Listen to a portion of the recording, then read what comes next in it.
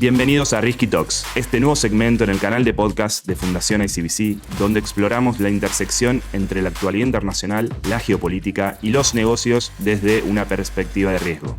Acompáñanos en cada episodio mientras conversamos con expertos, analizamos los fenómenos internacionales más relevantes y exploramos temas profundos relacionados con los riesgos globales que moldean nuestro mundo. ¿Estás listo para sumergirte en el mundo del riesgo global? Entonces, prepárate para Risky Talks. Comencemos.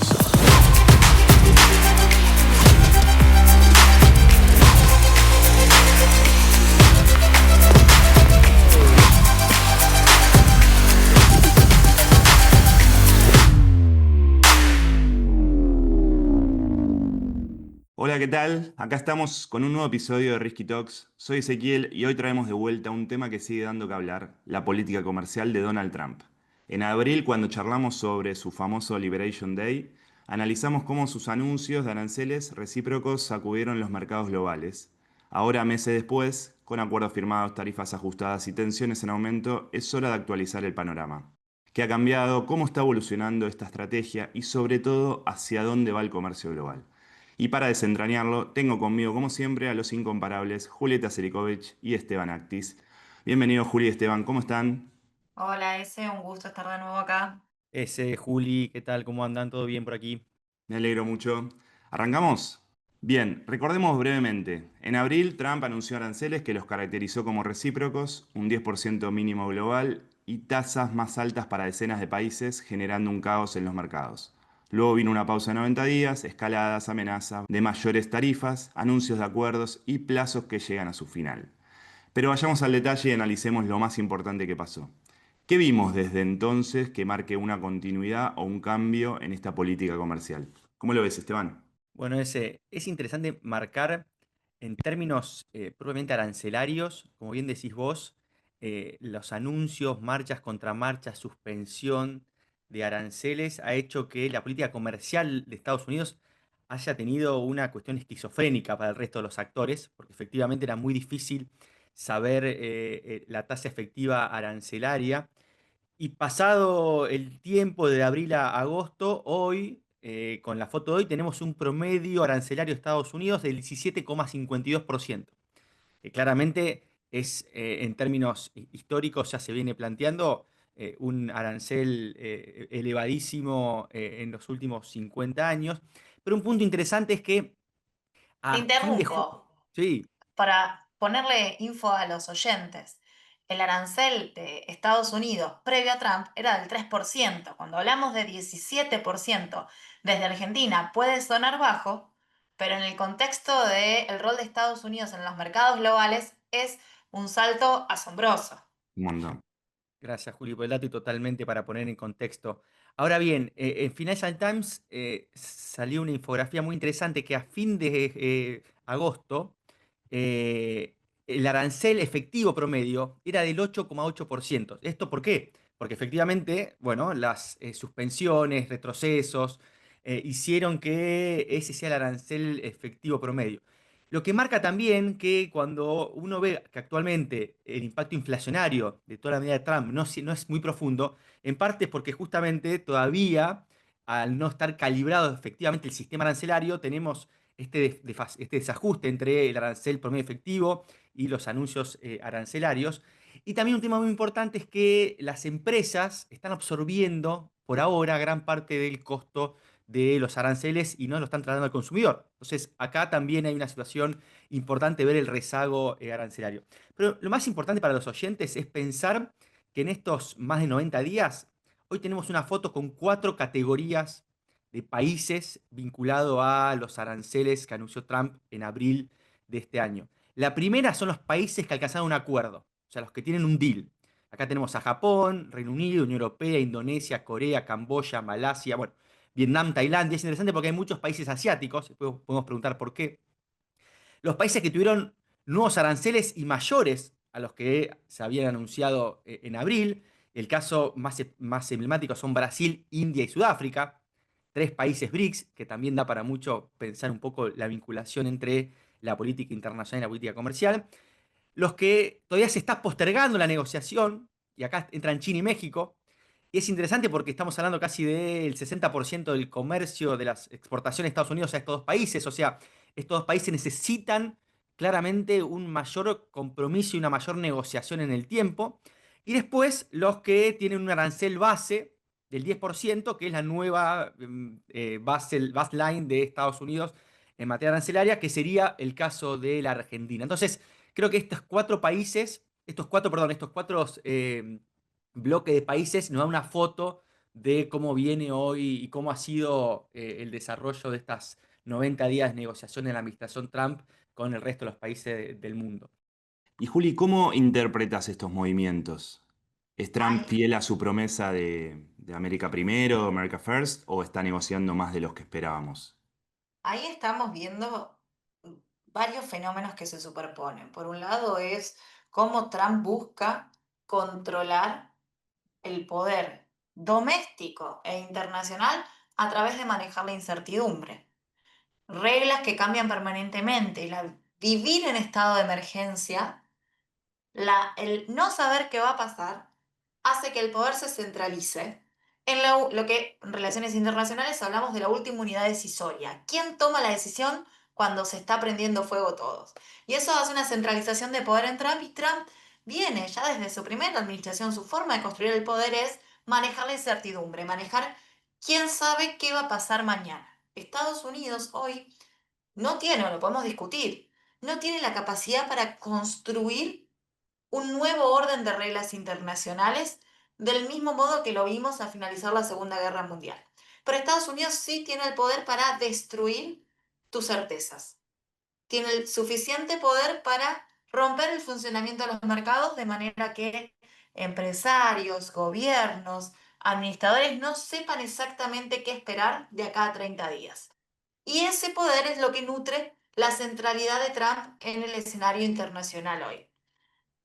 Me gusta la clasificación que nos propone Esteban y que nos hace pensar los países que alcanzaron acuerdos. Pero yo me pregunto hasta qué punto estos acuerdos tienen la capacidad de dar certidumbre y cómo se pueden comparar entre sí estos acuerdos. Cuando se anuncian los aranceles revisados a principios de julio, hay países que habían negociado y que obtienen un arancel, por ejemplo, del 24% o 30%, y países vecinos que no habían acordado ninguna negociación y que tienen aranceles menores. Indonesia llega a un acuerdo y ese acuerdo mantiene los mismos aranceles prácticamente que había recibido el 2 de abril. Entonces ahí hay un matiz de primero, ¿cuánto hay de negociación efectivamente en ese encuentro de los líderes con Trump? Y segundo, ¿cómo hacemos para que esos acuerdos realmente condicionen el escenario de futuro?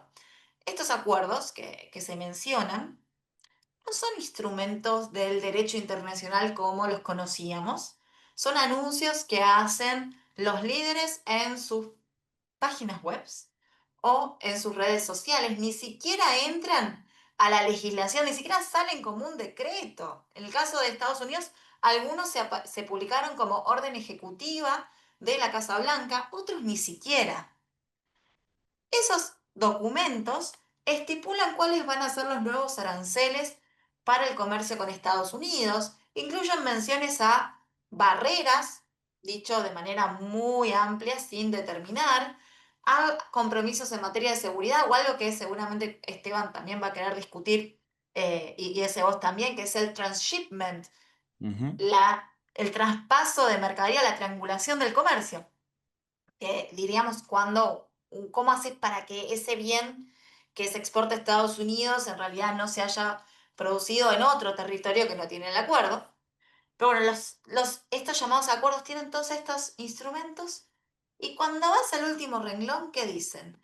Este acuerdo no crea derechos ni obligaciones Wow. y no modifica las posibilidades de los estados para regir sus políticas.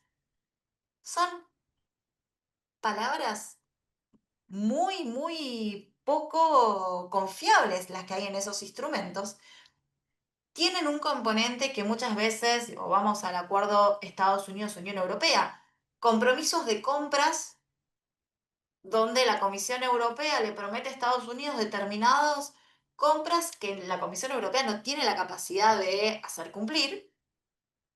O sea, son compromisos que quien firma no puede asegurar. Y nada te asegura que lo que está en ese papel se pueda cumplir. Si Estados Unidos considera que la conducta de cualquier país no se ajusta a sus expectativas, lo que va a hacer Estados Unidos, y esto lo han dicho otros funcionarios, es volverte a subir los aranceles.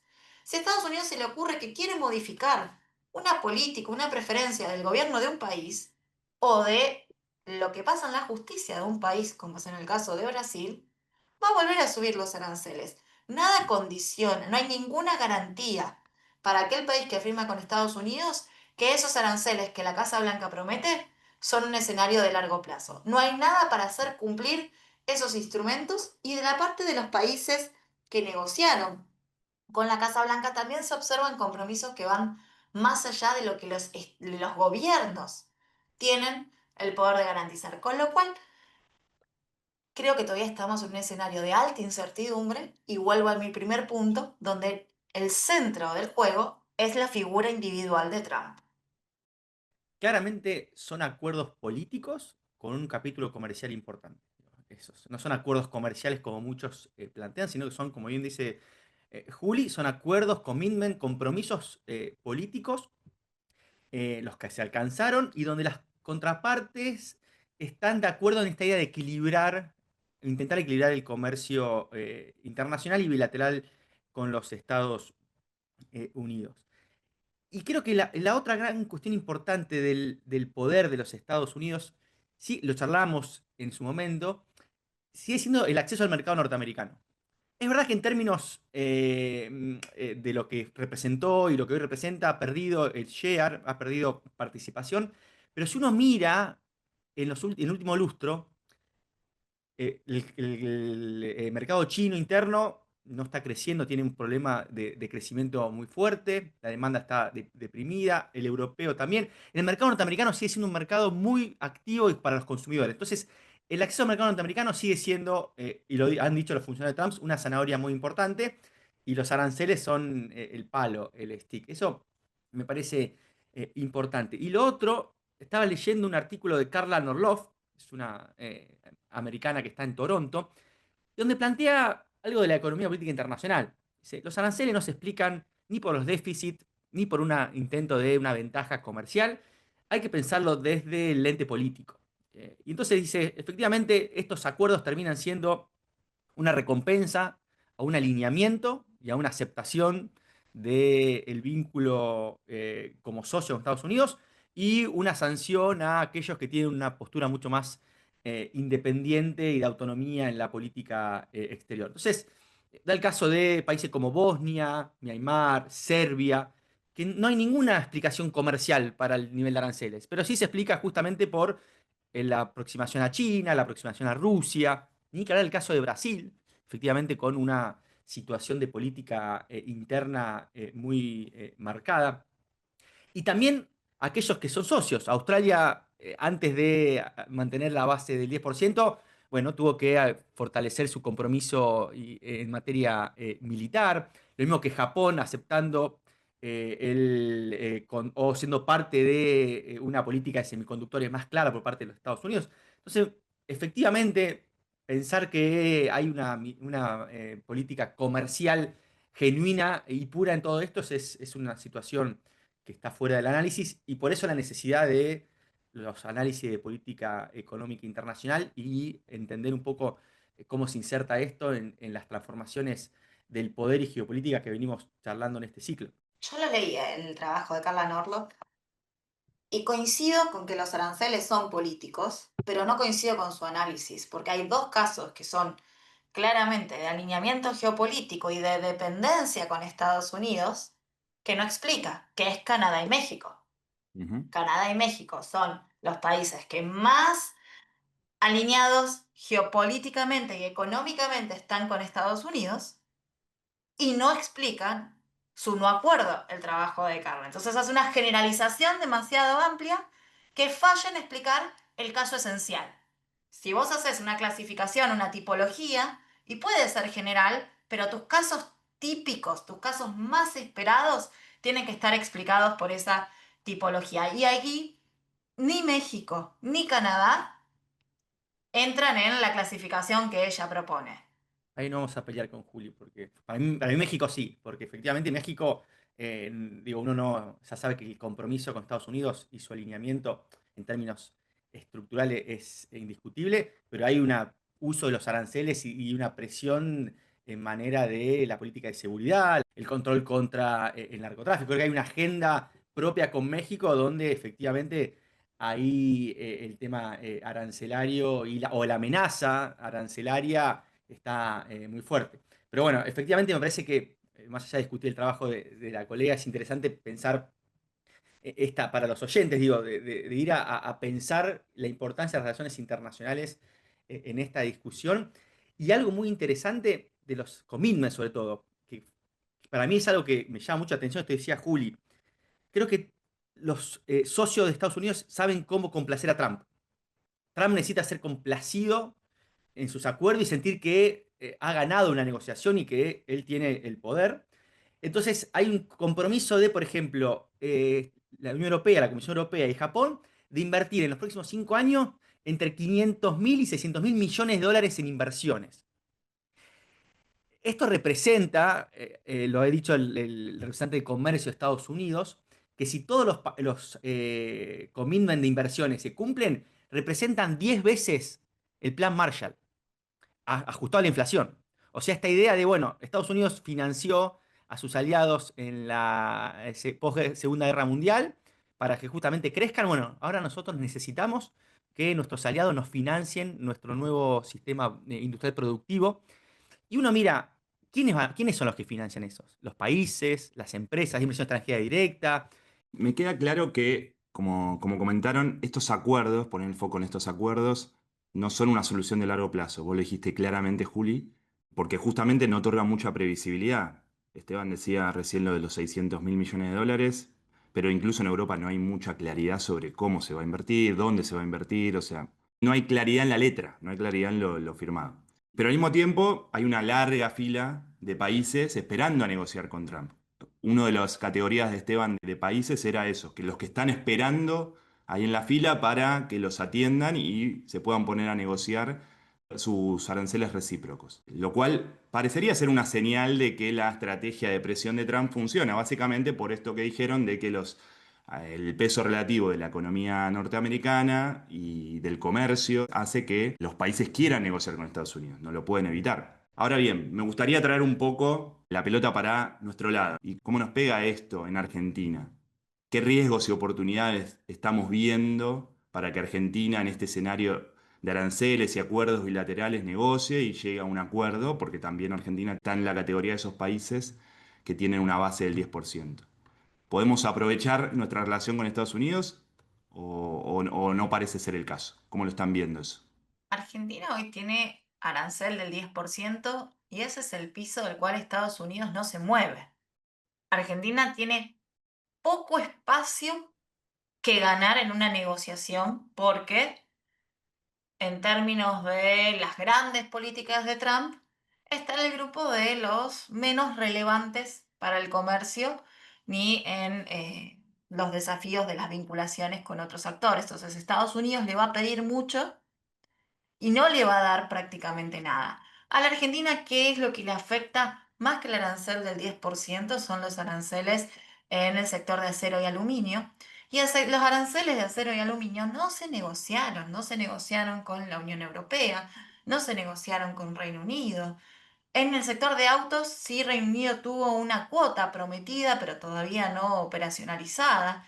Y entonces hay que observar el detalle de la letra de esos pseudoacuerdos firmados con los socios más estrechos de Estados Unidos para saber qué es lo que Argentina puede obtener de una mesa. Mi impresión es que hay poco para ganar en una mesa de negociación con Trump hoy, en el sentido de que no se va a correr demasiado ese 10%. No. Y en una relación un tanto egoísta y con un ida y vuelta, si comparamos con el arancel de Brasil, Argentina hoy tiene una ventaja de arancel relativo, tiene un arancel más bajo que uno de los países de la región que tiene una canasta exportadora similar, no igual, Ujú, a la de Argentina en los Estados Unidos. El lado B es que si a Brasil le va mal, a la Argentina le va peor. Si hay estudios que correlacionan la expansión del PBI de Brasil con lo que crece la economía argentina, y cuando Brasil, al revés, el PBI se contrae, como es esperable que tenga alguno de los efectos del cierre del mercado norteamericano para un 30% de los productos brasileros, es esperable que eso impacte negativamente en Argentina, con lo cual es ventaja arancelaria por un lado, pero una amenaza de riesgo en el barrio por el otro. El caso de Brasil es muy interesante porque y es interesante cómo funciona la administración Trump y su lógica de negociación permanente. La administración Trump decide colocar 50% de aranceles a, a Brasil, particularmente por proceso judicial que tiene el expresidente Bolsonaro. Eh, pero en esos días de anuncio y de implementación, claramente lleva a una mesa negociadora poco rota en el caso de Brasil, porque efectivamente hay una cuestión política muy fuerte, pero lleva a que los sectores productivos de Brasil y diplomáticos vayan a Washington y ¿qué se acuerda? Exenciones. Entonces, uno mira, se lograron exenciones arancelarias casi del 70% del share de las exportaciones de Brasil a Estados Unidos. Pero eso es ir a negociar sector por sector. Entonces, efectivamente, muestra una lógica muy difícil a la hora de entrar en negociación. Y como bien decía Juli, para la Argentina no solamente hay que ver la posibilidad de qué gana, qué potenciales ganancias hay de suplantar las exportaciones de Brasil a Estados Unidos, sino también hay que pensar qué pasa con el excedente productivo de Brasil que no va a Estados Unidos, que es mayoritariamente industrial o con mucho valor agregado, en un contexto de, bueno, excedentes a nivel mundial y donde la Argentina tiene una política muy fuerte de liberalización comercial. Entonces también ahí hay presiones a los sectores industriales que ya vienen sufriendo presiones externas de otros competidores, como el caso de los bienes chinos. También parece que es un punto, y uno hablando con industriales, tienen justamente temor en el sentido de decir, bueno, nuevamente el mercado argentino puede ser un sustituto de esa producción y bueno, las presiones que esto conlleva. Entonces también creo que el juego es doble. Bueno, ¿qué Argentina puede ganar en Estados Unidos a partir de los aranceles mayores a Brasil y a otros países como muchos países del sudeste asiático? Y también qué pasa con justamente ese excedente de producción que no va al mercado norteamericano. Ahí creo que hay un punto de la diplomacia económica que todavía no mencionamos para el caso de Argentina en este escenario que es muy importante, que es qué pasa con los acuerdos de Estados Unidos con otros países. Se miró con mucha preocupación el acuerdo entre Estados Unidos y Vietnam, que tenía promesas de exportaciones de productos agrícolas que hoy Argentina exporta a la región del sudeste asiático, que Estados Unidos desplazaría las exportaciones de Argentina. Y cuando se pone el compromiso, o sea, concretamente, soja que exporta Argentina hoy a esos mercados, va a ser desplazada por compromisos de exportaciones que Estados Unidos está consiguiendo en estas negociaciones con los países de la región del sudeste asiático.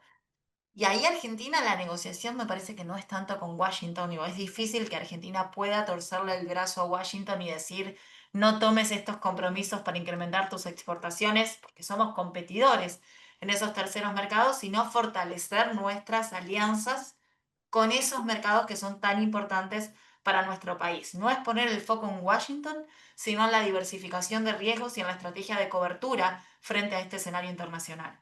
muy bueno. Y antes de ir cerrando, quisiera poner la mirada en el futuro. Trump insiste que no va a extender plazos, aunque su secretario de Comercio, Howard Lutnick, dijo que podrían seguir negociando.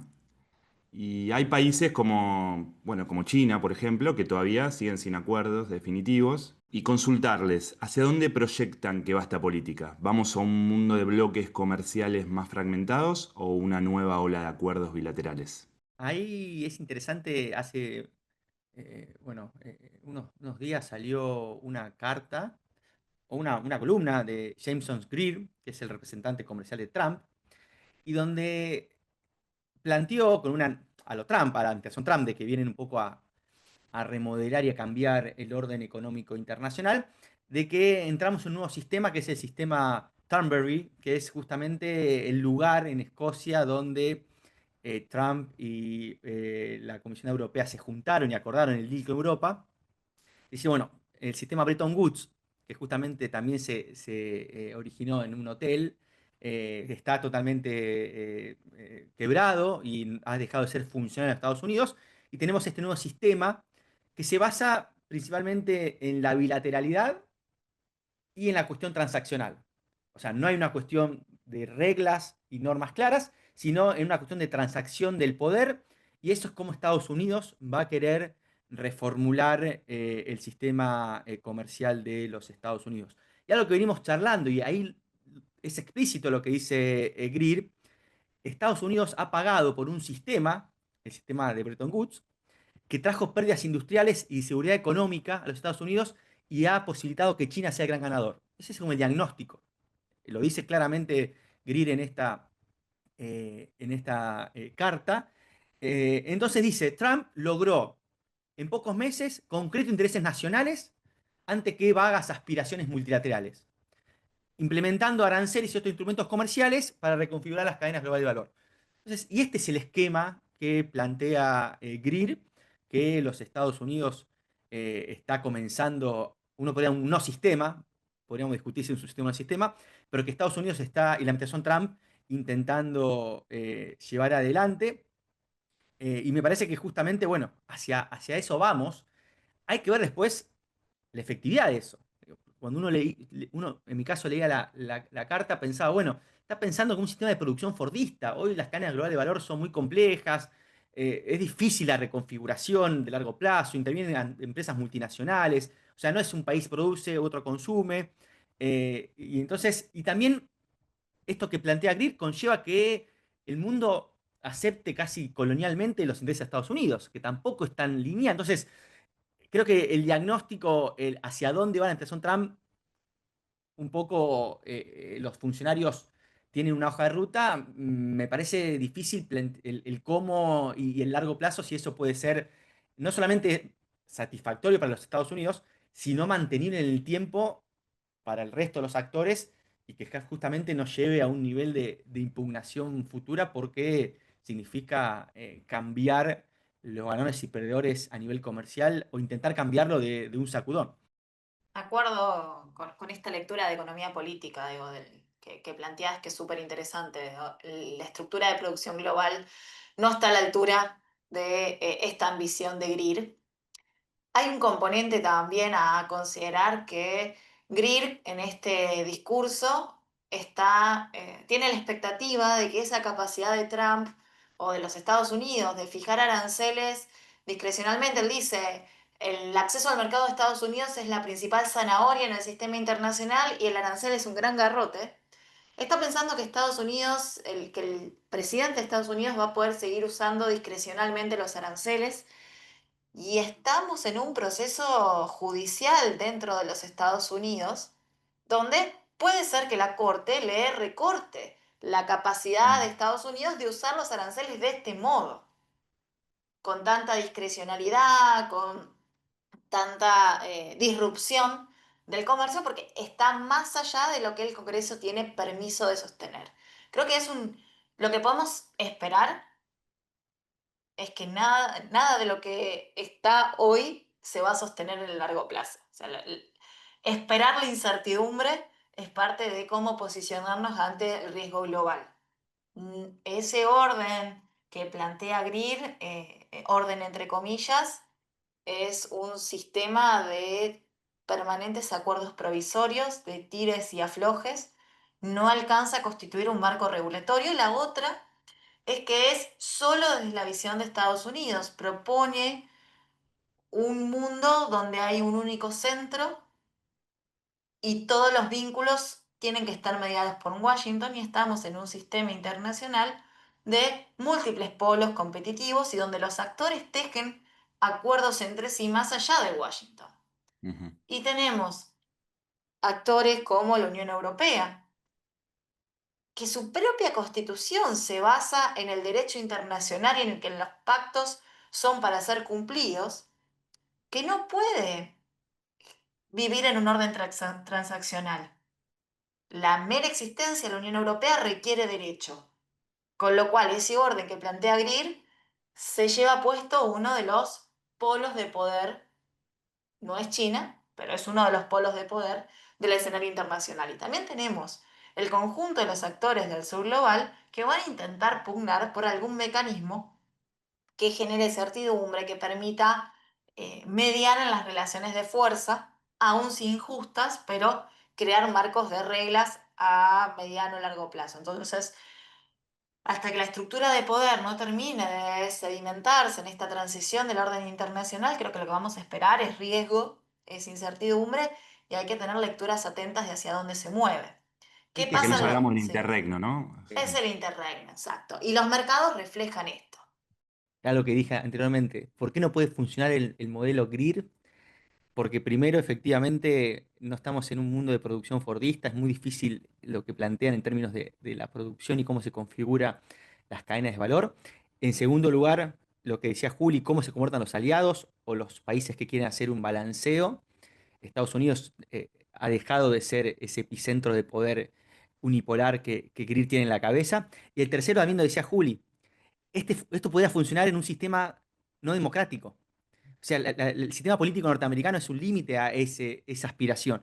Y no solamente la justicia, los tiempos de la justicia van a estar acompañados a los términos políticos. Tenemos elecciones de medio término. ¿Qué pasa con Trump en medio término? ¿Es un presidente patorrengo o no? Y eso va a cambiar un poco el escenario. Entonces, la economía política del sistema norteamericano también creo que es un límite muy fuerte a pensar que este sistema que Estados Unidos está pensando se puede proyectar en el tiempo. Muy bueno, chicos. Pero llegamos al final del episodio. Creo que logramos traer varias piezas más del rompecabezas para entender el comercio global en la era Trump. Y seguramente vamos a volver con este tema porque si hay alguna certeza es que no se va a quedar quieto y vamos a seguir teniendo novedades que vamos a necesitar procesar y comprender. Así que muchas gracias, Juli y Esteban, por compartir una nueva charla. Un gusto estar en esta mesa de tanto debate innecesario para el escenario que se mueve a tiempos acelerados y que Risky Talks nos da ese espacio para poner hipótesis en la mesa y ayudar a entender el mundo. Gracias, ese Juli, sí, un placer estos diálogos. Y bueno, por los feedback que tenemos de los oyentes, gusta y es necesario en estos tiempos de incertidumbre y de transformaciones económicas y políticas internacionales. Así que un gustazo. A vos que nos estás escuchando, gracias por acompañarnos en Risky Talks. ¿Qué opinás de los aranceles de Trump? ¿Qué te gustaría que abordemos en próximos episodios? Déjanos tus comentarios y no te olvides de compartir este episodio y suscribirte al canal. Nos escuchamos pronto.